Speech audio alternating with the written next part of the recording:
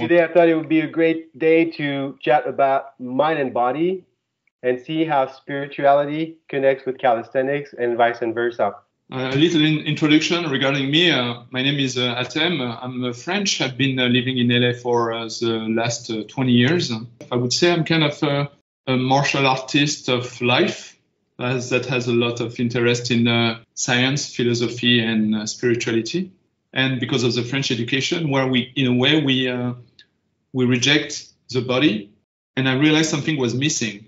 So I was always pushing, taking care of my body for after, when I had enough feeding my brain. And I read several books, and I had that great opportunity to study, and I'm still studying Kabbalah, that is connected to the Torah and the Talmud, that is very ancient. And I recognize many aspects in the Kabbalah that are similar to some other spirituality and religion, that notion of go beyond ego and to be connected to others, and to, in a way, to fight our primitive nature, which is egocentric. I always felt like it was more about the heart, the mind, and I never suspected that the body would be also, because everybody considered, even myself, I used to consider the body part of the materialistic world, so part of the problem, part of the division. Yeah, it's fascinating because, like you said, in the French culture, we're very prone to go towards the culture, thinking, reading.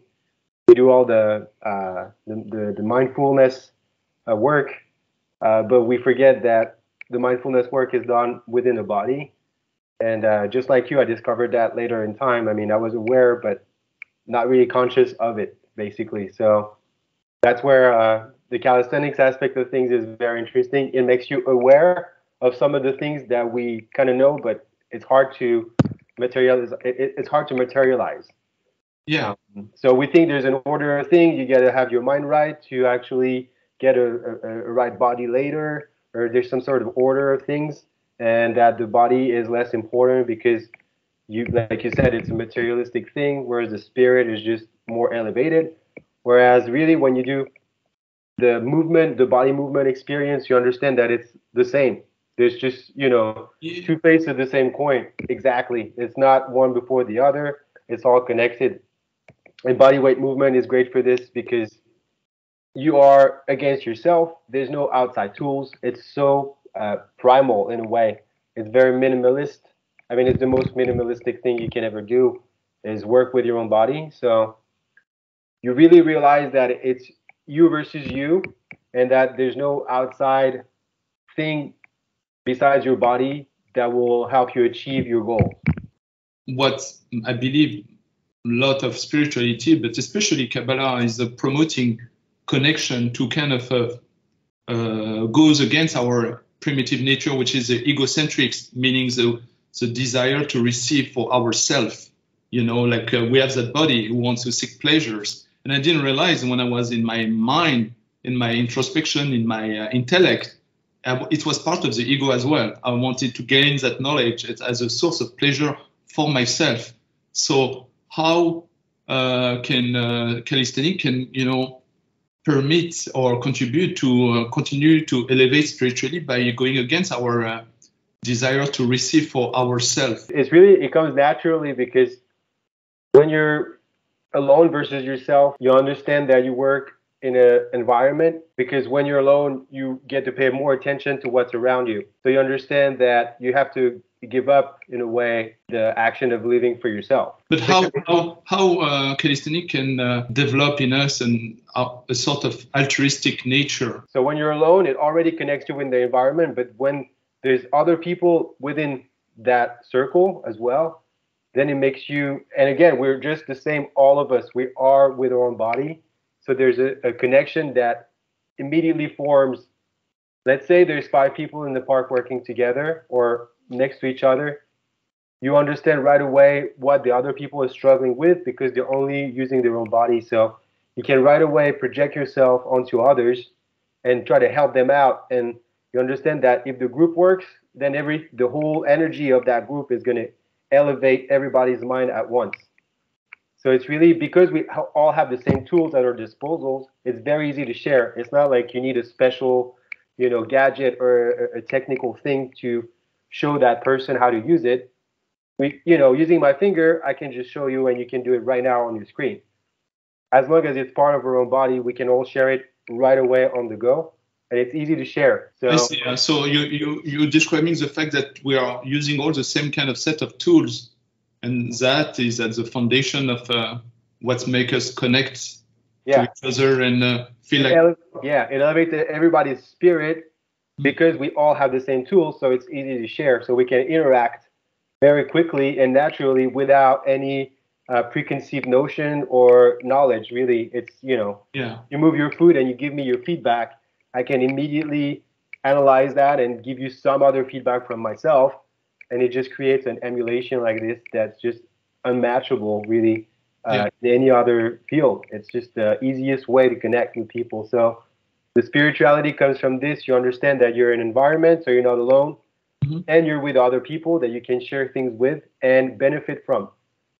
So you also realize that giving other people information or helping them out, it shows you your own limits as well. So because sometimes you don't know something, or sometimes you realize that common knowledge is not that common.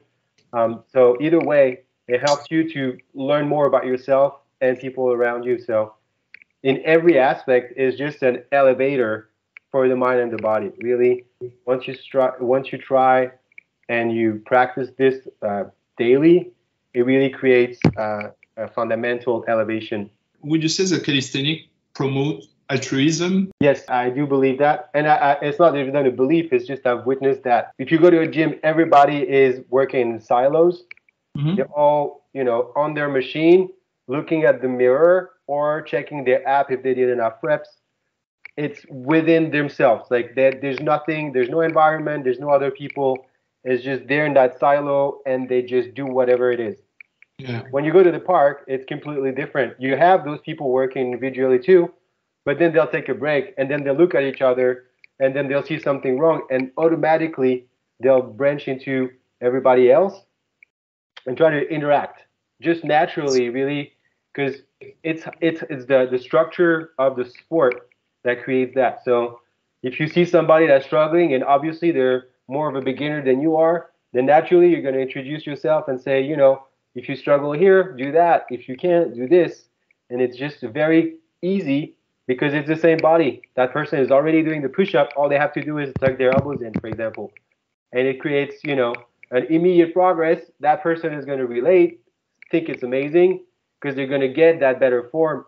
And from then they'll come back as well. So the next day, because they got that progress to that, that day, they'll come back. I think it makes sense, and I noticed myself that working with you, and there's a sense of unity when you do calisthenics. There's a sense that when you have several people doing calisthenics at the same time, there's nobody is higher or better than the other one, which is very spiritual, because in spirituality, the creations, it's only in our human perception we believe, oh, this guy is stronger, better. Where in spirituality, everybody is important, and I sense that in calisthenics, that sense of unity, where the guy who just started, it's just you before, and there's a sense that we are all connected. It creates unity in the mind and body of everybody individually, and it creates a unity of the group as well. So my last question is how calisthenics promote an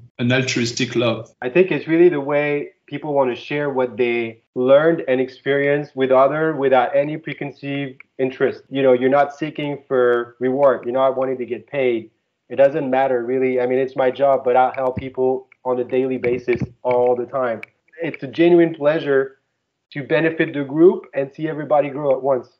That's awesome. And in fact, that's why I decided to work with you, because the first time I met you, you were so altruistic, so caring and sharing, but there was no business plan behind, nothing. You were not selling anything. Being altruistic also promotes happiness. So yes, we'll definitely dive into that. So let's catch up for the next episode, like we say. Wonderful. Thank you, my friend. You have a good one. Ciao.